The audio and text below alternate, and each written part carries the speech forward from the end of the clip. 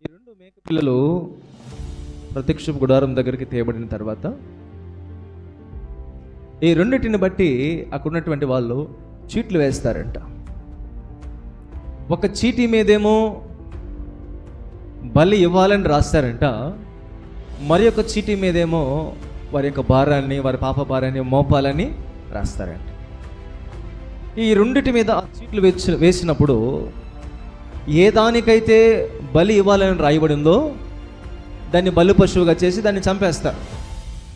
ఏ దాని మీద అయితే పాపాలు మోయబడి రాయబడి ఉన్నాయో దాని మీద పాపాలు మోపి దానిని అడవులోనికి తోలివేస్తారంట. అది దూరంగా వెళ్ళిపోతుంది వారి దగ్గర నుంచి. ఎందుకు దూరంగా వాళ్ళు దాన్ని తరివేస్తారో తెలుసా? వారి పాపాలు వారి దగ్గర నుంచి దూరంగా వెళ్ళిపోవాలని ఆ మేకను దూరంగా తరివేస్తారంట. అవును కదా? ఈ రెండు విషయాలు మన ప్రభు అయిన యేసుక్రీస్తు వారిని సూచిస్తూ ఉన్నాయి. ఆయన బలికి సిద్ధం అవటానికి లోకంలోనికి వచ్చాడు. అది మాత్రమే కాదు, కానీ మన భారాన్ని మోయటానికి కూడా సిద్ధపరిచి వచ్చాడు. అయితే ఆ మేక అయితే వారి యొక్క పాపాన్ని తీసుకొని కొంత దూరం మాత్రమే వెళ్తుంది.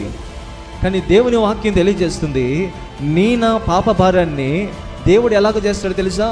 పడమటికి తూర్పుకి ఎంత దూరం ఉన్నదో నీకును పాపానికి అంత దూరముగా దాన్ని తీసివేస్తాడు. అంత గొప్ప దేవుడు ఆయన యేసుక్రీస్తు ప్రభుల వారు. అందుకే